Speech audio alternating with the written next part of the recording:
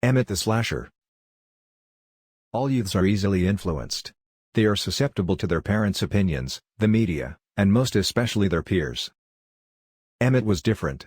He was undeniably gullible. The kind of kid who believed any story you told him, even in the face of evidence to the contrary, just because you told him. Emmit was particularly vulnerable to any first source of information. As if once an idea had manifested in his moldable adolescent brain, it couldn't be altered or plucked out. When Emmit was 7 years old, he stuck a twig down his urethra simply because Alicia, the prettiest girl in school, told him to. She said she'd kiss him if he did it. She didn't. At 10, his mother took away his motocross racing game. He'd been throwing temper tantrums over Bobby Big Dog Malone, cutting him off on the same turn every lap. When he asked for the game back later, his mother had told him she had lost it. He believed her when she said it. Emmit's father always tried to instill critical thought in him. Unfortunately, he focused on concepts that were a little too abstract for simple, young Emmit. The issues of justice, conspiracy theories, and their validity, and political philosophy were out of Emmit's grasp. Still, Emmit trusted it was all true. At 12, Emmit began to realize his calling.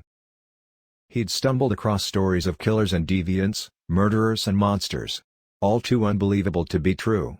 Yet still, poor Emmit believed. Why would someone say it if it wasn't true? He screamed through a reddened, tear-streaked visage. Not everything you see on the internet is true, Emmit. You can't believe everything you hear. His mom retorted with equal parts frustration and concern. Emmit had been keeping a rat he'd caught outside in his closet. He'd intended to use it for a ritual he read about online. He was very forthcoming about the details when his mother screamed at the sight of the poor, innocent rodent. Emmit's father released the rat a few blocks from their home later that day. It wasn't until before his 13th birthday that Emmit began falling in with a community of like-minded and impressionable youths online. Many of them encouraged Emmit to believe that the fictional bad guys were not only natural but to be idolized. He'd begun to romanticize ideas such as murder and abuse. For the first time in Emmit's simple, honest life, he began to lie. He talked about how he was abused. Physically, mentally, and sexually. His creative juices began to flow regarding how terrible he had things at the hands of his parents. According to Emmit, his schoolmates would torture him while the teachers laughed.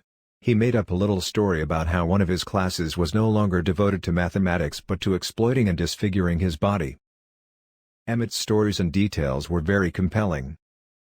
Many of his online peers began to root for him, comparing his likeness to the origin stories of the monsters they all obsessed over. Some even went so far as to say he would be justified in doing away with his abusers. Emmit the Slasher, they called him. As usual, Emmit fell for it all. Emmit began buying into his lies, retold in the words of others. He began brooding, finding every way to twist a situation into him being some kind of grim victim. He built a false yet terrible existence in a bleak world that he was never a part of.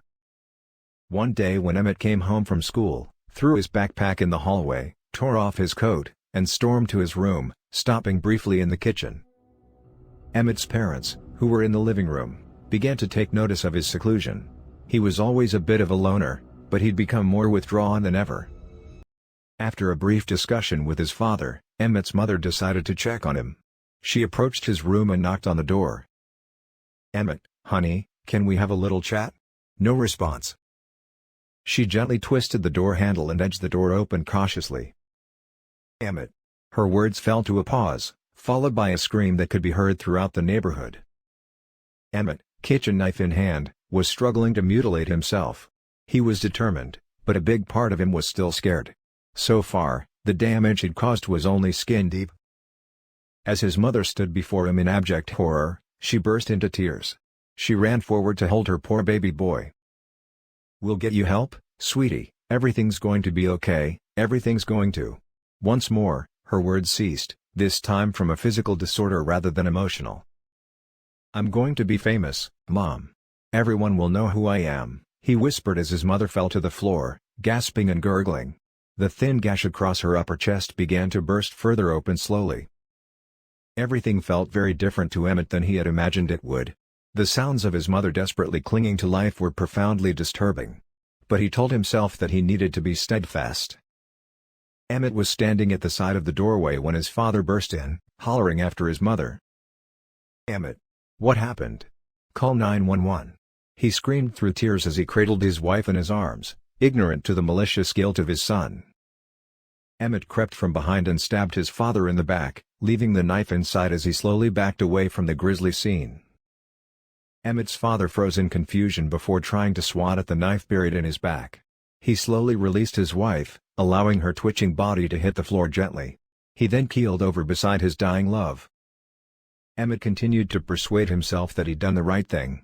These people were responsible for his shell of an existence, that the fresh wounds he bore would turn to scars to prove their abuses. But for the first time in his life, Emmit did not honestly believe. Thanks for watching. Don't forget to like and subscribe. I love every one of you.